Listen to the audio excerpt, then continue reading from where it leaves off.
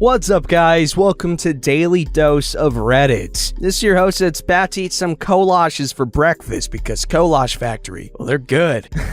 Zach, and today's subreddit is r/TalesFromTheCustomer. Alright, this story's called The Rudest Delivery Guy on the Planet. Update at the end of the post. So I go to a college in the middle of rural Pennsylvania. There's a small college town that my school is a part of, and beyond that, there are 2 grocery stores. Besides that, if you want to go anywhere else, you have to drive a half-hour minimum. And with the pandemic going on and cases rising at the school, we don't really want to go out in public a lot. I'm currently in the process of moving out of my dorm, as cases at my school are almost at 150. I don't need to risk myself since all my classes got moved to an online format anyway. There's only like 4 restaurants that deliver to the college, and 3 of them are pizza places, with the last being Chinese. So my roommates and I ordered Chinese one night. Hell yeah, Chinese is good! My roommate paid for the meal, which I paid back my part later, and I'm the one who went downstairs to bring it back. We've ordered from this place a lot, and normally the delivery person will either wait outside the door of the building or go inside to wait for us. That's what every delivery person we've ever had has done, except this guy. I don't know if he was new or if he really just didn't give a crap, but this guy was the rudest butthole I've ever seen in a service position. Most of the time, I'm extremely polite to service people of all kinds. I'm 20, and I know capitalism is a disease. Whoa.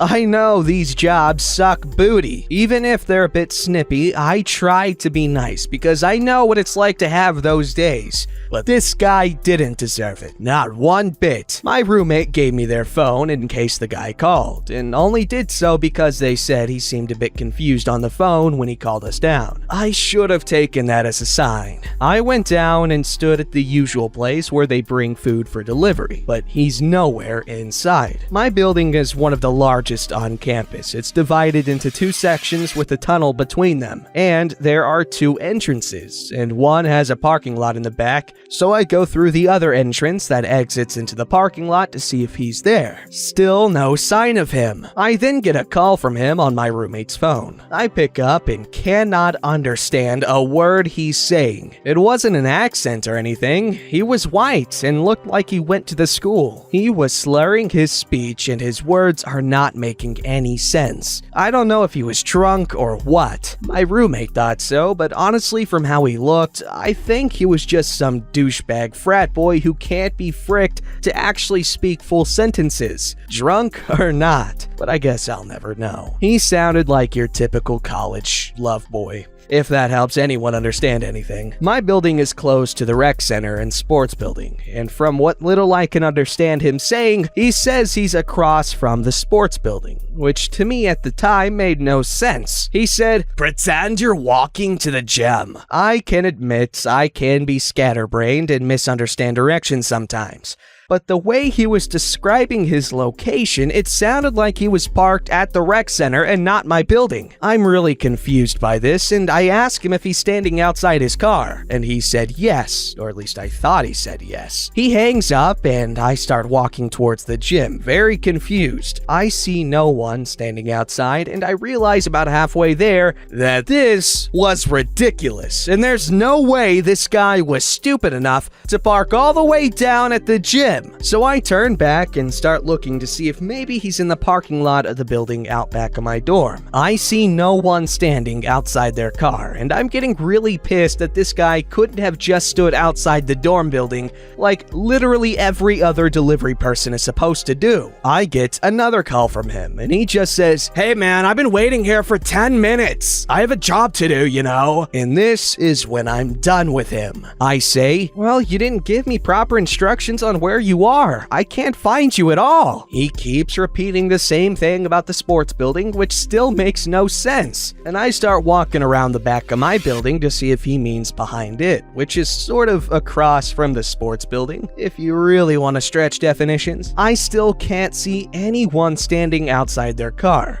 And he's yelling at me now, trying to describe his car model. I don't know cars, so that was useless to me. I've basically given up now, and I walk around the back of the building to go through the tunnel between the building sections. And lo and behold, he's parked right outside the tunnel, sitting inside his freaking car. This is baffling to me. Not only could he be fricked enough to stand outside his freaking car so I can see him, he described his location in the most confusing way possible. He could have said, "I'm parked near the tunnel," and I would have gotten that immediately. But he went out of his way to give me the most confusing directions possible. Not stand out of his car after telling me he was so I couldn't see him, gave me absolutely no way to be able to tell where he was or which car he was in, and then had the audacity to act like I was the one making it hard for him to do his job. Here's the cherry on top. He still wouldn't get out of his car, and he wasn't wearing a freaking mask. No mask, he's treating me like crap over his mistakes, and I have to reach into his dirty ass car to get my food. I have to touch his hands. I have to touch his car. He's too lazy to get out, and he can't even wear a freaking mask during a pandemic. I'm telling him what a crappy job he did. He very unconvincingly goes, "Look, I'm sorry. I just called him a freaking butthole, and I leave with my food." I think he yelled after me for something, but I ignored whatever it was. And I think it's because of the tip. I don't know if he got tipped. I didn't write one on the receipt. My roommate said they tipped him when they ordered online before I went out, but it's not like he freaking deserved it anyway. Update! So from all the comments telling me to call the place anyway, I decided I was going to. But I also kind of wanted to test something. I ordered Chinese for dinner again. Also because it's one of the last days I have with my roomie before I move, and I want to commemorate with good food. Partially hoping it would be the same guy so I could catch him in the act again. And guess who? Still no mask, still wouldn't get out of his car, still made me reach into his car to get my food. I even literally asked him to get out of his car and put on a mask, and he refused. I called the place right away and told them what happened, and that this was the second time it happened. And they said they were gonna have the manager talk to him. Thanks, Reddit. Edit 2. Since some people are, understandably, giving me crap over the tipping, I should clarify. He did get tipped. He got tipped both times. The reason I didn't write one the first time was because there's an option on the ordering website to add your tip there before the delivery driver comes. So when my roommate paid, they picked that option and told me that. Hence why I didn't add one myself. The second order, I paid and tipped him as well. Like I said in my post, I try to be kind to service people no matter what, even if they're a little rude, because I know what it's like to be in that position. We do tip, and we're fairly generous about it too, as much as we can be with what little money we have. And I still would have tipped him if I wasn't aware he was tipped already, just probably not as well. Him potentially not getting tip is no reason to give crappy and possibly dangerous service, especially with no mask on while handling food. Drivers are supposed to give good service, or at least just not bad service. I'm fine with that. I don't expect a stellar performance or anything. I wouldn't expect that from anybody. Just don't be a complete jerk. So they get good tips, right? That's how I've always been told it works. I don't know if he was unaware or not that he could get tipped on the website, but regardless, if you treat customers like crap, you shouldn't expect generosity from them back. But at the end of the day, he got his tip, and I'm glad he got one, even if he was a jerk. I don't want him to get fired. I want him to provide not crappy service. And wear a freaking mask. See, this one's confusing. Yeah, the delivery driver was acting like a dummy head. However, they're like, "Oh, I'm nice. And then this, honestly, it's just a slight inconvenience. Yeah, it's annoying, but it was nothing more than just an inconvenience at most. And OP just goes straight to name-calling the guy? I mean, again, it's not like he deserved, compliments on his service or anything, but I don't know, it just seemed like a bit much to react to that because, yeah, I've had worse service from delivery drivers. I've had a delivery driver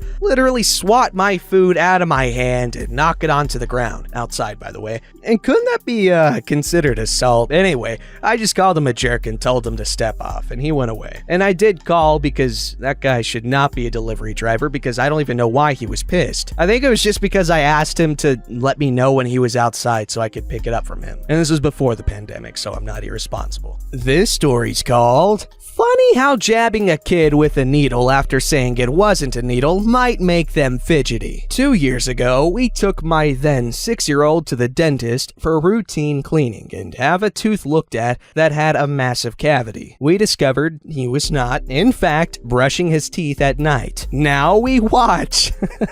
Turns out he has a total of 4 cavities. 3 can be filled. That bad tooth may as well go since it was in rough shape and a baby tooth anyway. We book another appointment to have it all done. Now, we're pretty straightforward with him. I made sure he knew the process of having the cavity filled, right down to the needle for freezing. He's always done well at the dentist, and I explained the needle would hurt a little, but it would be a lot better than them messing with a cavity without it. He was good with that. Off he goes with the dentist while my husband and I wait. Little while later, she comes out. He's too fidgety. The gas isn't enough sedation, so we will have to take him to a children's dentist who can give him the oral sedation as they were only able to fill 1 cavity. Alrighty, no problem. They say they'll send the referral off to the one I asked for. We leave. We're barely out of the driveway when my son bursts into tears. He tells us he saw a big needle, and when he asked them if that was the needle, she told him no. She was just going to squirt water on his gums. But then he felt the needle. He was inconsolable. Why would she lie to me? I tried to explain some kids get scared, so she probably just didn't want to worry him. I get it. Kids are generally not supposed to see the needle. It's huge, looks scary,